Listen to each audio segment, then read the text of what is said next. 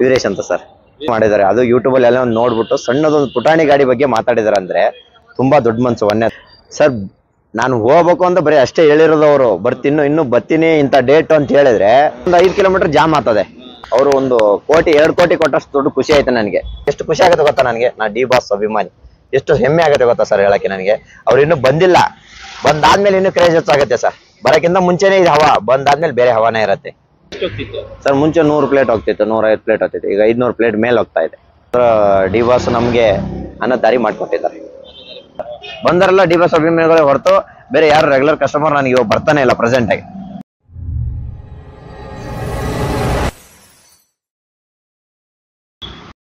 Is an handicap. ನಾನು actually ಇವ್ರಿಗೆಲ್ಲ ಹೇಳ್ತೇನೆ ನೆಕ್ಸ್ಟ್ ಟೈಮ್ ಅಲ್ಲಿ ಹೋಗಿ ತಿನ್ನೋಣಪ್ಪ. ಯಾಕಂದ್ರೆ ಅವ್ನು ಆಕ್ಚುಲಿ ಭಿಕ್ಷೆ ಬಿಡ್ದೇನೆ ಒಂದು ಪಾನಿಪುರಿ ಅಂಗಡಿ ಇಟ್ಕೊಂಡು 10 ಜನಕ್ಕೆ ಕೆಲಸ ಕೊಟ್ಟವನಲ್ಲ. ಗ್ರೇಟ್ ತಾನೆ. Great sir. ಅವ್ನು ಹುಡ್ಕೊಡೋಕೆ ನಾವು ಅಲ್ತಿದ್ರೆ ಅವ್ನು ಇನ್ನೊಂದು ಜನಕ್ಕೆ ಸ್ಫೂರ್ತಿ ಆಗ್ತಾನೆ. ಎಷ್ಟೋ ಜನ ಸಿಗ್ತಾರೆ ನಿಮ್ಗೆ ಡೈಲಿ. ಇಂಥವ್ರಿಗಿಂತ ಸ್ಫೂರ್ತಿ ಬೇಕಮ್ಮ. ಸುಮ್ಮನೆ ಯಾರ್ದೋ ಅವ್ರು ಇವ್ರ ಸ್ಫೂರ್ತಿ ತಗೊಳಕ್ಕಿಂತ ನಿಮ್ ಸುತ್ತಮುತ್ತಾನೆ ಇರ್ತಾರೆ. Just watch it. ಹೊಟ್ಟೆಪಾಡು ಚಾಟ್ಸ್. ಹೆಸರು ನೋಡಿ ಸರ್ ಎಷ್ಟು ಚೆನ್ನಾಗಿ. ಅದಕ್ಕೆ ನಂಗೆ ಅವ್ನಿಗೆಲ್ಲ ಗೂಗಲ್ ಮಾಡಿಸಿಟ್ಟಿದೆ ಹೋಗೋಣ ತುಂಬೇರು ಅಂತ ಅಂದ್ಬಿಟ್ಟು. ನೀವು ಒಂದ್ಸಲಿ ತೆಗೆದು ನೋಡ್ರಿ. ಇದು ನಿಮ್ಮ ಹೊಟ್ಟೆಪಾಡು ಅನ್ನೋದು ಈಗ ಟ್ರೆಂಡ್ ಶುರು ಆಗ್ತಿದೆ. ಆ ಟ್ರೆಂಡ್ ಕಾರಣ ಯಾರು ಅಂತಂದ್ರೆ ನಮ್ಮ ಡಿ ಬಾಸ್ ಸರ್. ಅಲ್ಲ, ಡಿ ಬಾಸ್ ಅವರು ದೊಡ್ಡ ಗುಣ ಎಂತದು ಅಂದ್ರೆ ಸರ್, ಎಲ್ಲಾ ಇಂಟರ್ವ್ಯೂ ಅಲ್ಲಿ ಹೇಳ್ಬಿಟ್ಟಿದ್ದೀನಿ. ಬಟ್ ಆದ್ರೆ ಅವರು ದೊಡ್ಡದು ಒಂದೇ ಒಂದು ಗುಣ ಏನಂದ್ರೆ ನಮ್ಮಂತವ್ರನ್ನ ಹಿಂಗ್ ಗುರ್ತಿಸಿದಾರಲ್ಲ, ಅದು ದೊಡ್ಡ ಗುಣ ಸರ್. ಅವ್ರು ಯಾರು ಗುರ್ತಿಸಿಲ್ಲ ಅನ್ನೋದು. ಆಮೇಲೆ ನಮ್ ಡಿ ಬಾಸ್ ಅವ್ರು ನಮ್ಮನ್ನ ಗುರ್ತಿಸಿದ್ದಾರೆ. ಅವರು ದೊಡ್ಡ ಸ್ಟಾರ್ ನಟ ಸರ್. ದೊಡ್ಡವರೇ ಅವ್ರನ್ನ ಹಿಡಿಬೇಕು ಅಂದ್ರೆ ಸಿಗ್ತಾ ಇಲ್ಲ. ನಮ್ಮ ಅಂಗಡಿ ಬಗ್ಗೆ ಗುರ್ತಿಸಿದಾರಲ್ಲ, ತುಂಬಾ ಹೆಮ್ಮೆ ವಿಷಯ ಸರ್. ಅವ್ರು ನಮ್ಮಂತವ್ರು ಗುರ್ತಿಸಕ್ಕೆ ನಮ್ಗೆ ಅವ್ರ ಹೃತ್ಪೂರ್ವಕ ನಮ್ಮನಗಳು ಸರ್. ಈಗ ದರ್ಶನ್ ಸರ್ ನಿಮ್ದು ಫಸ್ಟ್ ಶುರು ಮಾಡಿದ್ರೆ ನೀವೆಲ್ಲ ತುಂಬಾ ಯೂಟ್ಯೂಬ್ ಅಲ್ಲೆಲ್ಲ ಹೋಗಿತ್ತು ನಿಮ್ದೆಲ್ಲ. ಅದು ನೀವು 3 ವರ್ಷದಿಂದ ಮಾಡೋ 1 ವರ್ಷದಿಂದ ಆಲ್ರೆಡಿ ಸುಮಾರು ಯೂಟ್ಯೂಬ್ ಅಲ್ಲಿ. ಬಟ್ ಆಗ ಒಂದ್ ಲೆವೆಲ್ಗೆ ಏನೋ ಒಂದಷ್ಟು ಚೆನ್ನಾಗಿ ಗೊತ್ತಿರೋರು ಈ ಕಡೆ ಬಂದವರು ತಿನ್ಕೊಂಡು ಹೋಗ್ತಿರು. ಬಟ್ ಈಗ ಏನಾಗ್ಬಿಟ್ಟಿದೆ ಅಂದ್ರೆ ಈ ಬಾಸ್ ಹೇಳಿದಾರಲ್ಲ ಹೊಟ್ಟೆಪಾಡು, ಈ ಬಾಸ್ ಹೇಳಿದಾರಲ್ಲ ಹೊಟ್ಟೆಪಾಡು ಚಾಟ್ಸು ಅಲ್ಲಿ ಬರ್ಬೇಕು ಅಂತಿದಾರೆ. ಅದ್ರ ಬಗ್ಗೆ ಏನ್ ಅನ್ಸುತ್ತೆ ಸರ್ ನಿಮ್ಗೆ? ಯಾಕಂದ್ರೆ ಕಾಟೇರ ಪ್ರಮೋಷನ್ ಐತೆ. ಇನ್ನೇನ್ ನಾಳೆ ರಿಲೀಸ್ ಆಗುತ್ತೆ ಅನ್ನೋ ಟೈಮಲ್ಲಿ ನಮ್ಮ ಬಗ್ಗೆ ಮಾಡಿದ್ದಾರೆ. ಅದು ಯೂಟ್ಯೂಬ್ ಅಲ್ಲಿ ಎಲ್ಲ ನೋಡ್ಬಿಟ್ಟು ಸಣ್ಣದೊಂದು ಪುಟಾಣಿ ಗಾಡಿ ಬಗ್ಗೆ ಮಾತಾಡಿದಾರೆ. ಅಂದ್ರೆ ತುಂಬಾ ದೊಡ್ಡ ಮನ್ಸು. ಒಂದೇದ್ದು. ಎರಡನೇದ್ದು ಅಂದ್ರೆ ಸರ್ ಯಾರು ಮಾತಾಡಲ್ಲ, ಅಷ್ಟೊಂದು ಸುಲಭವಾಗಿ ಬಿಟ್ಬಿಡ್ತಾರೆ, ಈ ತಲೆ ಕೆಡ್ಸ್ಕೊಳಕ್ ಹೋಗಲ್ಲ. ಈಗ ನೋಡಿ ನಮ್ಮಂತವ್ರನ್ನ ಅವ್ರು ಗುರ್ತಿಸ್ತಾ ಇದಾರೆ ಅಂದ್ರೆ ಅವ್ರದ್ದು ಒಂದು ಮನ್ಸು ಹೆಂಗಿದೆ ಅಂತ ಒಂದು. ಆಮೇಲೆ ಅವ್ರ ದೊಡ್ಡ ಗುಣ ಸರ್ ಅದು. ಆಯ್ತಾ, ಅವರು 1 ಕೋಟ್ಯಾಂತರ ರೂಪಾಯಿ ಬಂಡವಾಳ ಹಾಕ್ಬಿಟ್ಟು ಪಿಕ್ಚರ್ ಹಾಕವ್ರೆ. ಅಲ್ಲಿ ಅವ್ರ ಡೈರೆಕ್ಟರ್, ಅವ್ರ ಪ್ರೊಡ್ಯೂಸರ್ ಅವ್ರು ತಲೆ ಕೆಡ್ಸ್ಕೊಂಡು ಅದ್ರ ಬಗ್ಗೆ ವಿಚಾರ ಮಾಡ್ತಾವ್ರೆ. ಬಟ್ ಇವ್ರು ನಮ್ಮನ್ನ ಗುರ್ತಿಸ್ತಾವ್ರೆ ಅಂದ್ರೆ ಅದ್ರ ಲೆಕ್ಕ ಕೇಳಿ ನೀವು. ಅವ್ರ ಮೈಂಡ್ ಅಲ್ಲಿ ಹೆಂಗ್ ಬಂದದೆ, ನಮ್ಮನ್ನ ಹೊಡೆದಿದಾರಲ್ಲ, ಅದು ವಿಚಾರ ಕೇಳಿ. ತುಂಬಾ ಖುಷಿ ಆಯ್ತಾ. ಪ್ರಮೋಷನ್ ಬಿಟ್ಬಿಟ್ಟು ನಮ್ಮದ ಬಗ್ಗೆ, ನಮ್ಮ ಅಂಗಡಿ ಬಗ್ಗೆ ಮಾತಾಡ್ತಾವ್ರ ಅಂದ್ರೆ ನಮ್ಗೆ ಖುಷಿ ಆಗತ್ತೆ ಸರ್. ಈಗ ಸರ್ ಈಗ ಏನಾಗ್ಬಿಟ್ಟಿದೆ ಅಂದ್ರೆ ಎಷ್ಟು ಕೋಟಿ ಕೊಟ್ಟರು ನೀವು ಈ ಪ್ರಮೋಷನ್ ಸಿಗಲ್ಲ ಸರ್. ಡಿ ಬಾಸ್ ಸರ್ ಅವರು ಕೋಟಿ ಅಲ್ಲ, 1000. ನಾವು ಅವ್ರ ಹತ್ರ ಹೋಗಿ ಮನೆ ಗಂಟ ಹೊಚ್ಚಲ್ ಗಂಟ ನಿಂತ್ಕೊಂಡು ಎಷ್ಟೆಷ್ಟೋ ದೊಡ್ಡ ಗಣ್ಯ ವ್ಯಕ್ತಿಗಳು ನಿಂತ್ಕೊಂಡ್ರೆ ಅವ್ರ ಬಗ್ಗೆ ಅವ್ರು ಮಾತಾಡಕ್ಕಾಗಲ್ಲ. ನಮ್ಮ ಬಗ್ಗೆ ಮಾತಾಡ್ತಾರ ಅಂತ ಅವ್ರಿಗೆ ತುಂಬಾ ಒಳ್ಳೆ ಮನ್ಸು ಸರ್. ಒಳ್ಳೆ ದೊಡ್ಡ ಗುಣ ಸರ್ ಅವ್ರದ್ದು ಮಾತಾಡಿದ್ರು. ಮಾತು ಹೇಳಿದ್ರು ಸರ್. ಅದ್ರಲ್ಲಿ ಹೇಳುವಾಗ ಅವರು ಹ್ಯಾಂಡಿಕ್ಯಾಪ್ ಯಾರ ಮೇಲೂ ಡಿಪೆಂಡ್ ಆಗುತ್ತೆ.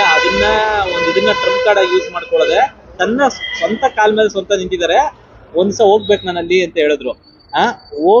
ಹೋಗ್ಬೇಕು ಅಂತ ಅಷ್ಟೇ ಹೇಳಿರೋದು. ಅಷ್ಟಕ್ಕೆ ಈಗ ಯಾವ ತರ ಆಗಿದೆ ಬದಲಾವಣೆ ಸರ್.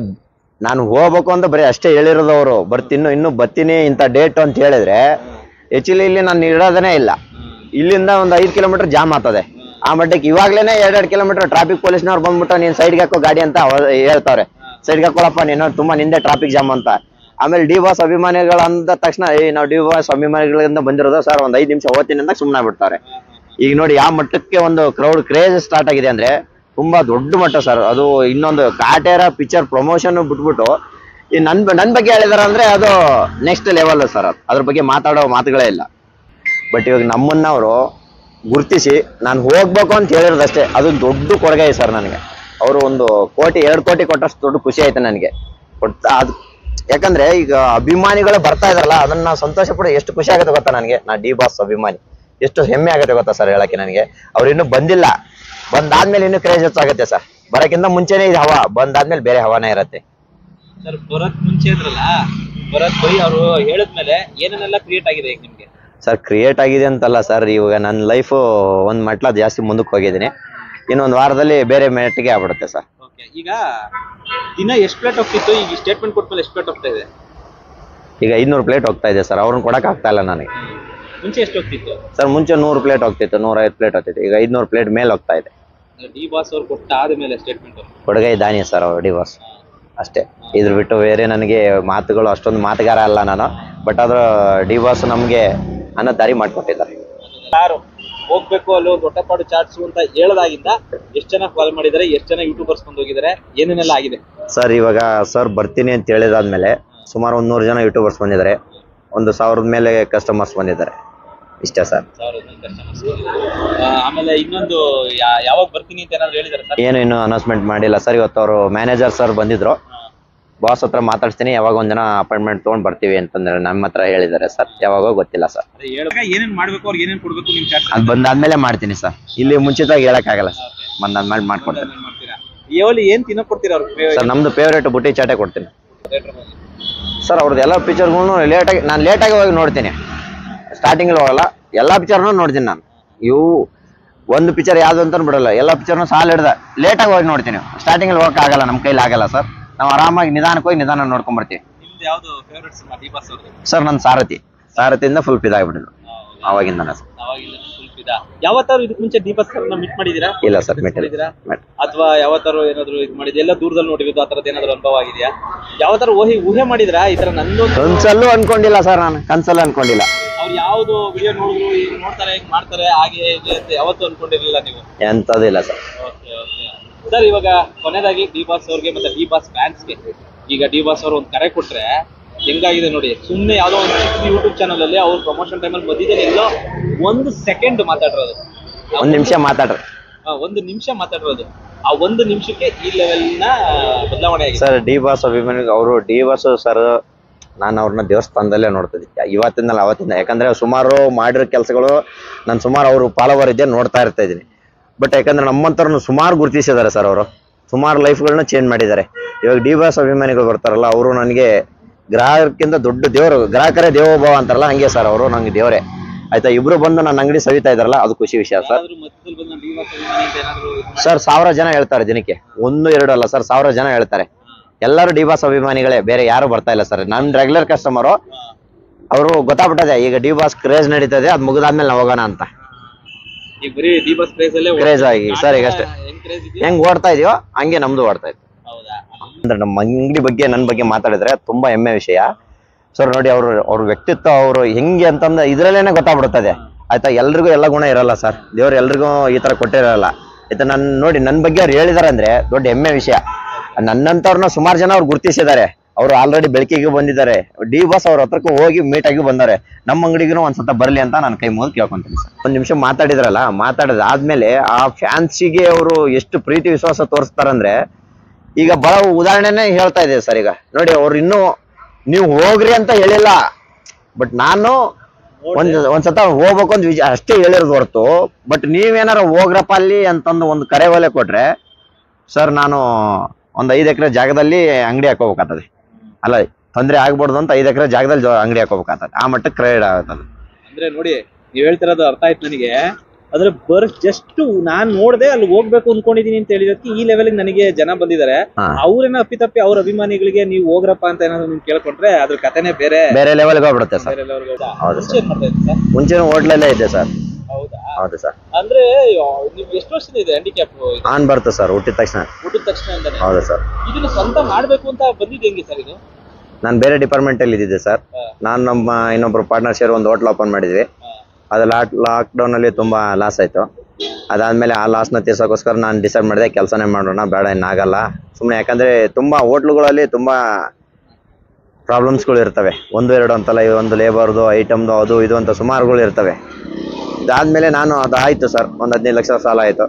ಅದಾದ್ಮೇಲೆ ಹೊರಗಡೆ ಬಂದು ಕೆಲಸ ಮಾಡೋಣ ಅಂತಂದು ಡಿಸೈಡ್ ಮಾಡಿದೆ. ಅವಾಗೇ ನಮ್ಮ ಬ್ರದರ್ ಒಬ್ರು ಇದ್ದಾರೆ ಸರ್, ಶೆಫ್ ನವೀನ್ ಅಂತಂದ್ಬಿಟ್ಟು. ಅವರು, ನೀನು ಬೇಡ ಕೆಲಸ ಮಾಡೋದು ಬೇಡ, ನೀನು ತಿರ್ಗಾ ವಾಪಸ್ಸು ಬಾಯ್ಲಿ, ನಾನು ಮಾಡಿಕೊಡ್ತೀನಿ ನಿನಗೆ ಅಂತಂದ್ಬಿಟ್ಟು ಈ ಥರ ಫುಡ್ ಕಾರ್ಟ್ ಬಗ್ಗೆ ಮಾಹಿತಿ ಕೊಟ್ಟಿದ್ದವ್ರೆ. ಅವರೆಲ್ಲ ಅಮೇರಿಕಾದಲ್ಲೆಲ್ಲ ಕೆಲಸ ಮಾಡ್ತಾಯಿದ್ರು. ಈ ಥರ ಮಾಡು, ಒಳ್ಳೇದಾಗತ್ತೆ ಅಂತಂದ್ಬಿಟ್ಟು. ಆಮೇಲೆ ಸರಿ ಆಯಿತು ಅನ್ನೋ ಅವ್ರು ಏನು ಹೇಳಿದ್ರು, 1 ತಿಂಗಳು ಫಸ್ಟು ನೀನು ಸರ್ಚ್ ಮಾಡು, ಎಲ್ಲೆಲ್ಲಿ ಏನೇನು ಸಿಗುತ್ತೆ, ಯಾವ ಚೆನ್ನಾಗಿರುತ್ತೆ, ಯಾವ ಕಡೆ ಚೆನ್ನಾಗಿರುತ್ತೆ, ಯಾವ ಪ್ಲೇಸಲ್ಲಿ ಅಂತ. ನಾನು ಸರ್ಚ್ ಮಾಡಿದೆ. 1 ತಿಂಗಳ ಸುಮ್ಮನೆ ಸಾಯಂಕಾಲ ಹೋಗೋದು, ಅಲ್ಲಿ ಇಲ್ಲಿ ನೋಡೋದು, ತಿನ್ನೋದು, ಬರೋದು ಮಾಡ್ತಾಯಿದ್ದೆ. ಆಮೇಲೆ ಗೊತ್ತಾಯ್ತು ಸರ್, ಎಲ್ಲ ಕಡೆಗೆ ಮಸಾಲೆ ಪುರಿ, ಪಾನಿಪುರಿ ಸಿಗುತ್ತೆ. ಹೊಸದು ಏನಾರ ಒಂದು ಮಾಡ್ಬೇಕು ಅನ್ನೋ ನನ್ನ ಥಾಟ್ ಇತ್ತು. ಅದಕ್ಕೋಸ್ಕರನೇ ಈ ಬುಟ್ಟಿ ಚಾಟ್ ಅನ್ನೋ ಕಾನ್ಸೆಪ್ಟು ಹೊಸದಾಗಿ ತೊಗೊಂಬಂದೆ ಸರ್. ಬುಟ್ಟಿ ಚಾಟು ತುಂಬ ಫೇಮಸ್ ಆಯಿತು. ಹೊಟ್ಟೆಪಾಡು ಅಂತ ಟೈಟ್ಲ್ ಬಂದಿದೆ ಯಾಕೆ? ಹೌದು ಸರ್. ಇವಾಗ ಒಂದು ಕಸ್ಟಮರ್ಗೆ ಹೊಸದಾಗಿ ಯುನಿಕ್ ಆದ ಒಂದು ಹೆಸರು ಬೇಕು. ಹೆಸರು ನೋಡಿ ಅಟ್ರಾಕ್ಷನ್ ಆಗಿ ಹೊಟ್ಟೆಪಾಡು ಅಂತ ಇಟ್ಟವನು ಏನಾದ್ರು ಉದ್ದೇಶ ಅಂತ ಒಳಗಡೆ ಬರ್ತಾರೆ. ಎರಡನೇದು ಏನಂದ್ರೆ ಬಂದು ನೋಡಿದಾದ್ಮೇಲೆ ಈಗ ನಮ್ಮ ಹೊಟ್ಟೆ ತುಂಬಿಸ್ಕೊಳ್ಳೋಕೆ ಹೊಟ್ಟೆಪಾಡು ಅಂತ ಇಟ್ಟಿರೋದು, ತಿಂದಾದ್ಮೇಲೆ ನಿಮ್ಮ ಹೊಟ್ಟೆ ತುಂಬೋದು. ಎಲ್ಲರೂ ಮಾಡೋದು ಹೊಟ್ಟೆಗಾಗಿ, ಗೇಣು ಬಟ್ಟೆಗಾಗಿ ಅಲ್ವಾ ಸರ್? ಹಂಗೆ ನಾವು ಹೊಟ್ಟೆಪಾಡು ಚಾಟ್ಸ್ ಅಂತ ಇಟ್ಟೆ. ಐಡಿಯಾ ಬಂದಿದೆ ಯಾರಿಗೆ ಹೊಟ್ಟೆಪಾಡು? ಈಗ ನನಗೆ ಬಂದಿದ್ದು ಸರ್ ಇದು. 1,250 ಹೆಸರು ಬರ್ದಿದ್ದೆ, ಒಂದು 3 ಫೈನಲೈಸ್ ಮಾಡಿದೆ. ಅದರಲ್ಲಿ ಹೊಟ್ಟೆಪಾಡು ಅಂತ ಫೈನಲ್ ಮಾಡಿದೆ. ನಮ್ಮ ಬ್ರದರ್ ಕೇಳಿದೆ, ಅವ್ರು ಇದನ್ನೇ ಇಡೋ ಚೆನ್ನಾಗಿರುತ್ತೆ ಅಂತ ಹೇಳಿ. ಇನ್ನೊಂದೇನು ಖುಷಿ ಆಯ್ತು ಅಂದ್ರೆ ಅನುಕಂಪ ಬೇಡ, ಸಹಕರಿಸಿ ಅಂತ. ಹೌದು ಸರ್, ಎಲ್ಲರೂ ಅನ್ಕೊಂಡೇನು ಈಗೆಲ್ಲ ಕೆಲ್ಸಕ್ಕೆ ಹೋದ್ರೆ ಅವ್ನು ಹ್ಯಾಂಡಿಕ್ಯಾಪ್ಟು, ಅವ್ನಿಗೇನು ಕೆಲಸ ಬೇಡಿ ಅಂತ ಹೇಳ್ತಾರೆ.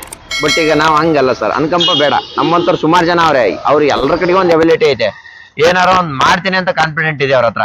ಬಟ್ ಅವ್ರಿಗೆ ಒಂದು ಚಾನ್ಸ್ ಕೊಡಬೇಕು, ಯಾರಾಗಲಿ ಸರ್, ಒಂದು ಚಾನ್ಸ್ ಕೊಡ್ಬೇಕು. ಅವರೆಲ್ಲ ಹೋಗ್ಬಿಡ್ತಾರೆ.